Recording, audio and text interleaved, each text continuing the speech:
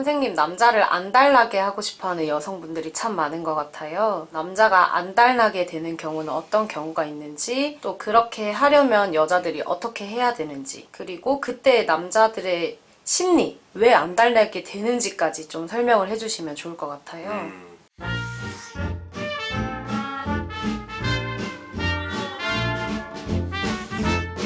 그 안달이 난다는 게 사전적으로 막 몹시 달아가지고 막 애걸복걸 하던 상태를 안달났다고 하는데요. 그 상태는 이제 사실 우리가 물질에 중독된 상태하고 비슷해요. 마약 중독자가 마약을 막 찾으러 다닌다든가, 알코올 중독자가 술 없으면 막 손을 떨면서 막 이렇게 술을 막 찾으러 막 다닌다든가, 이런 증상들을 이제 안달났다고 하는 건데, 근데 이런 생각을 해봅시다. 남자가 자신한테 안달나길 기다린다. 그거는 이제 남자가 자신을 중독적으로 사랑해주길 기다린다는 얘기고, 어떻게 보면 집착하길 기다리고, 그 안달났다는 대표적인 사람들이 어떤 사람들이에요? 스토커들이에요. 예, 스토킹하는 남자들이 여자한테 안달난 사람들이거든요. 근데 그런 사랑을 기다리는 건데, 그 남자의 그런 안달난 사랑을 기다린다고 하는 거는 여성들 입장에서는 그만큼 결핍이 크다는 얘기입니다. 애정 결핍이 크다는 얘기이기 때문에 사실 좋은 건 아니에요.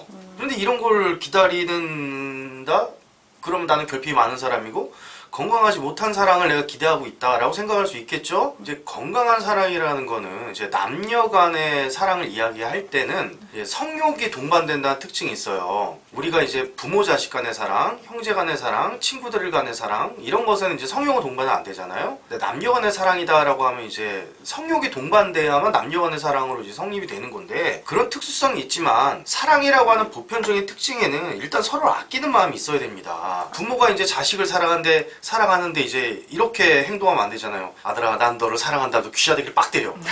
그건 사랑이 아니죠. 그쵸. 예. 아들아, 난 너를 사랑해 이러면서 맨날 아버지가 빠따쳐. 그건 사랑 아니잖아요. 엄마가 딸을 사랑하는데 엄마는 우리 딸을 너무너무 사랑해 이러고 나서 막 맨날 방에 가다 놓고 막 밤에 수학 공부만 엄청 시키고 밥도 안 주고 이래. 사랑이라고 할 수가 없죠. 그건 왜곡된 형태의 사랑인데, 일단 서로 아끼는 마음이 동반돼야 되고, 두 번째로 이제 책임감이 따라야 됩니다. 이 책임감, 이 사람이 나로 인해서 어떤 더 많은 이득을 봤으면 좋겠다. 예를 들어 이런 거죠. 내가 어떤 꽃을 키우는데 그 꽃을 너무 사랑하게 되면 그 꽃을 딱 꺾고 와도 사랑이라고 할 수 있겠지만, 정말 그 꽃을 사랑한다 그러면은 나로 인해서 이 꽃이 씨앗을 맺고, 그리고 더 많은 꽃을 피우고 또 건강하게 자랐으면 좋겠고, 이런 마음이 따라야 되거든요. 그게 책임감이에요. 그래서 그 책임감과 아끼는 마음, 예, 이게 같이 섞여 있어야만 그걸 진짜 사랑이라고 할 수 있죠. 그게 건강한 사랑이에요.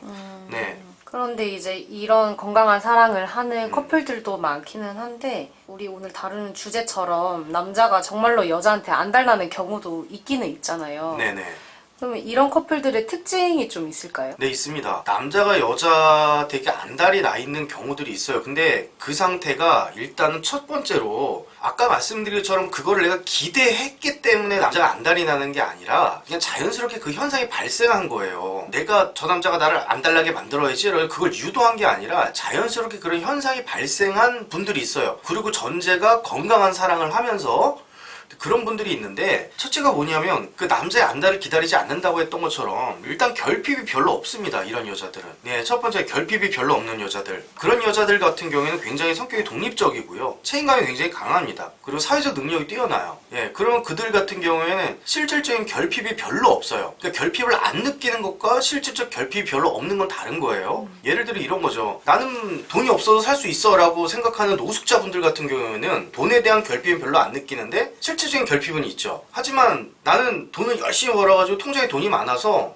돈 구한 거 잘 몰라, 이런 분들 있잖아요. 그들은 실질적으로 결핍이 별로 없는 거예요. 그런 것처럼 이들은 결핍이 별로 없어요. 그렇기 때문에 사회적 능력도 뛰어납니다. 근데 그들이 독립적이기만 하고 책임감만 강하고 사회적 능력이 뛰어나다 그래서 남들을 필요로 하지 않느냐, 그건 아니에요. 이들은 실질적으로 결핍을 느끼지 않기 때문에 사랑이나 우정 관계에서도 굉장히 관계를 잘 맺어요. 그들이 잘한 게 뭐냐면 협동력이 굉장히 강합니다. 한 팀 먹는 걸 잘해요. 한 팀. 너랑 나랑 한 팀이야? 이런 걸 굉장히 잘한다고. 팀을 먹는 거는요, 어떻게 해야 팀을 먹게 되냐면 그건 의존성에서 나오는 거예요. 그래서 독립심과 책임감만 강하다고 해서 그건 다 좋은 게 아니라 의존성도 함께 발휘가 돼야 됩니다. 예를 들어 이런 거죠. 내가 아무리 똑똑한 사람이라고 하더라도 나를 도울 수 있는 사람이 없다고 그러면 자기는 그냥 혼자 똑똑한 사람으로 그냥 늙어 죽어야 돼요. 하지만 나를 돕는 사람한테 내가 잘 의지할 수 있다. 그럼 그런 사람들은 회사도 만들 수 있고요. 연구소도 차릴 수 있고요. 여러 사람들과 팀을 합쳐서 더 큰 무언가를 만들어낼 수 있는 거예요. 그래서 회사의 사장은 사실 직원들한테 의지하는 사람이에요. 직원한테 의존을 잘 못하면요, 사장을 할 수가 없어요. 그래서 결핍이 별로 없는 여자다? 그런 사람들은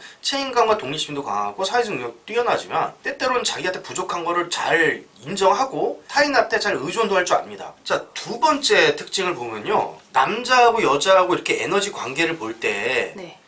여자가 남자보다 좀 잘나야 남자가 여자한테 매달려요. 일단 그분들은 성적 매력이 남자들보다 더 뛰어나세요. 실제 부부 상담을 하다 보면요, 부부 상담을 하러 이렇게 딱 들어오셨는데 약간 느낌의 뷰티 앤 비스트 같은 분들이 있어요. 아내분들이 되게 매력적이에요. 되게 매력적이고 옷도 잘 입으시고 어떤 남자가 봐도 매력적인 여자들은 걸 느끼는데 그 남편들이 같은 남자끼리 볼 때 별로 매력적이지 않아. 그런 경우에는 이제 성적 매력이 아내가 훨씬 더 뛰어나기 때문에 이성에 대한 인기 이게 더 높은 거죠. 네, 첫 번째로. 두 번째로 이제 경제적인 어떤 독립성을 아내분들이 갖추고 있는 경우도 있습니다. 남편이 뭐 예를 들어가지고 뭐 한 달에 300 벌어오는데 아내는 500 번다. 그런 경우 이제 아내분이 콧대가 더 높아지겠죠? 네. 세 번째로는 이제 지적 호기심이에요. 요새 뭐 뇌생남 이런 말들 있잖아요. 근데 남자들도 뇌생녀 좋아해요. 남자들도 똑똑한 여자 좋아합니다. 왜냐면 남자도 사람이거든요. 누구한테 기대고 싶고 조언을 구하고 싶단 말이야. 그럴 때 이제 저희 같은 이제 심리 상담사를 찾기도 하고 아니면 선배들을 찾기도 하고 이렇지만 아내가 또는 내 여자친구가 자기보다 훨씬 더 똑똑하고 지적인 깊이가 깊어. 지적 호기심이 많은 사람이야. 그러면 그 아내한테 가가지고 내가 자기야 내가 무슨 고민이 있는데 뭐 하면 쉽게 의지할 수 있잖아. 너무 좋지. 예, 그렇죠. 그리고 역시 또 하나가 사회적 능력이 남자보다 더 뛰어난 여자들. 그래서 두 번째, 여자가 남자보다 잘난 경우에는 남자들이 매달릴 가능성이 높다. 자, 세 번째 특징으로는요, 내 남자를 사랑하는 마음가짐이 달라요. 우리나라 속담에 어떤 속담이 있냐면요, 내리사랑은 있어도 치사랑은 없다, 이런 사랑이 있어요. 내리사랑과 치사랑이 뭐냐면, 내리사랑은 윗사람이 아랫사람 사랑하는 거고요, 치사랑은 뭐냐면 아랫사람은 윗사람을 사랑하는 마음이에요. 그러니까 우리나라 속담에 내리사랑은 있어도 치사랑은 없다. 그러니까 남자들이 여자한테 목숨을 걸고 여자한테 매달리고 이런 경우를 보면은 그 남자들에게 특별히 결핍이 없는데도 불구하고 자기 아내나 자기 여자친구를 굉장히 소중하게 생각하는 사람들이 있습니다. 그런 경우에 이 여성분들이 남자를 사랑하는 방법이 내리사랑을 해요. 마치 자기 아들같이 생각하고, 그러니까 내리사랑하는 마음으로 사랑을 해요. 그러니까 실제 상담 사례 중에 이런 게 있습니다. 저는 이런 경우 굉장히 많이 봐요. 이제 상담을 하고 있는 중에 아내분이 남편 욕을 막 하는 거예요. 우리 남편 새끼가 뭐 바람도 폈고 이 새끼가 나쁜 놈이고 막 욕을 하다가 남편한테 전화가 딱 와요. 그럼 전화를 아내분이 딱 받으면서 어머 여보, 아이고 그렇게 힘들었어요. 알았어요. 나 지금 상담 받으러 왔으니까 좀 이따 들어갈게, 기다려요. 하고 나 전화를 끊고 또 남편 욕을 막 해요. 이게 마치 아들하고 통화한다는 느낌을 받을 정도로 그렇게 남편을 아끼는 마음이 보여요. 설령 남편이 잘못을 했어도 그것 때문에 속이 상해도 진짜 이 아내분은 남편을 내리사랑하고 있구나 라는 게 눈에 확 보이거든요. 그런 분들은 결과가 너무 좋아요. 왜냐면 남편이 내리사랑을 받고 있는 거예요. 그 여자가 어떻게 소중하지 않아요. 그 여자를 놓치면 자기 어디서 내리사랑받아. 어쩌면 그 남자의 친엄마가 준 사랑보다 더 큰 사랑을 줄 수가 있어요. 그럼 이 여자 놓치면 큰일 나는 거예요. 매달려야지. 그렇지 않아요? 그쵸. 그런 말이 있잖아요. 남자가 엄마 같은 엄마와 닮은 모습을 있는 그런 여자를 좋아한다, 이런 말들이 있는데 그런 것도 약간 이거랑 관련이 있는 건가요? 예, 관련이 있을 수 있습니다. 인간은요, 가지고 있는 본성적인 결핍이 있어요. 그게 의존성이에요. 인간은 진화를 해오면서 절대 혼자 살아남을 수 없게 돼 있습니다. 그래서 다른 동물들에 비해서 인간이 이타심이 더 커요. 그 닭을 키워보신 분들은 알 거예요. 어릴 때 그 병아리 키우잖아요. 병아리를 이렇게 쫙 놓고 병아리 한 마리 죽잖아요. 그럼 다른 병아들이 와서 그 시체를 쪼아 먹어요. 근데 인간은 안 그렇잖아요. 안 그렇지. 예, 다른 동물들에 비해서 이타심이 굉장히 큰 동물이 인간입니다. 왜냐하면 인간은 다른 동물에 비해 약하기 때문이에요. 집단을 유지하지 못하면 인간은 죽어요.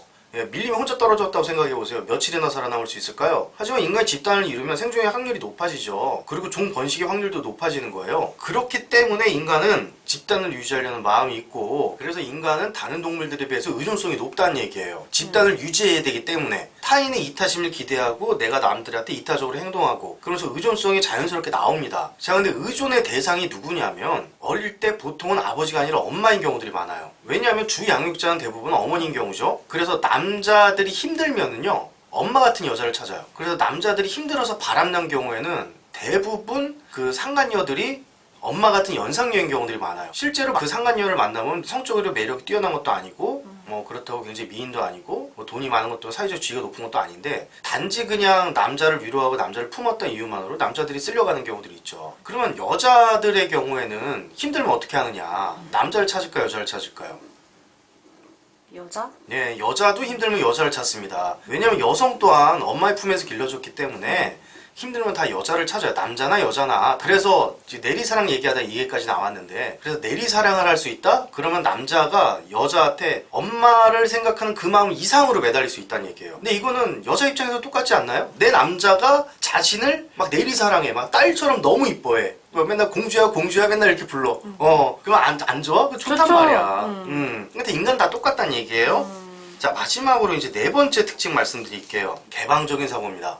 이 개방적인 사고는요, 나쁜 생각을 갖는다는 의미가 아니고 일단 고정관념이 별로 없다는 얘기예요. 꼭 이런 상황에서는 이렇게 행동해야 돼, 저거는 이래야 돼, A는 무조건 B처럼 해야 돼, 이런 생각이 없다는 얘기예요. 그럼 그들이 왜 고정관념이 없느냐? 그들이 고정관념이 없는 이유는요, 세상을 바라볼 때 어떤 가치 판단 기준으로 바라보는 게 아니라 약간 수학적 공식처럼 바라봅니다. 세상의 현상으로 바라보는 거예요. 마치 이런 거죠. A란 현상이 있고 B란 현상이 있어서 둘이 현상이 부딪혔어요. 그럼 또 다른 어떤 현상이 나오기 마련이겠죠. 그럼 이거는 1 더하기 2는 얼마다? 네, 3이죠.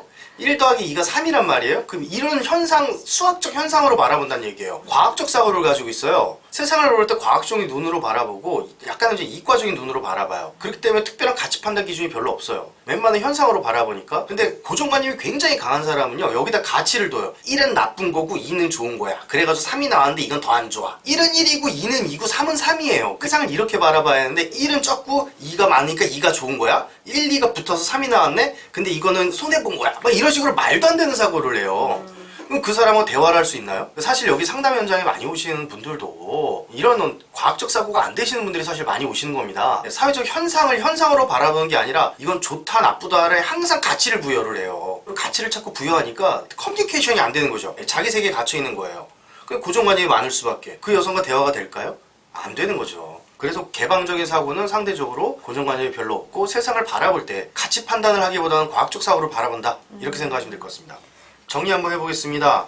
일단 첫 번째로 남자가 매달리길 기다리는 게 아니라 내가 결핍이 없는 사람이 되어야 돼요. 두 번째는 뭐냐면 내가 만난 남자보다 조금 더 잘나면 괜찮습니다. 그런 남자들이 자연스럽게 매달리는 현상이 나타나요. 자, 세 번째는 뭐냐면은 내 남자를 사랑하는 마음이 내리사랑이 돼야 돼요. 치사랑이 아니라 윗사람을 사랑하는 마음, 나 이뻐해주세요 이렇게 사랑하는 게 아니라 내리사랑을 할 수 있어야 돼요. 그리고 네 번째가 뭐냐면 사고가 개방적이어야 한다. 네, 이렇게 정리할 수 있겠습니다. 오늘도 좋은 말씀 해주셔서 감사합니다. 네, 감사합니다.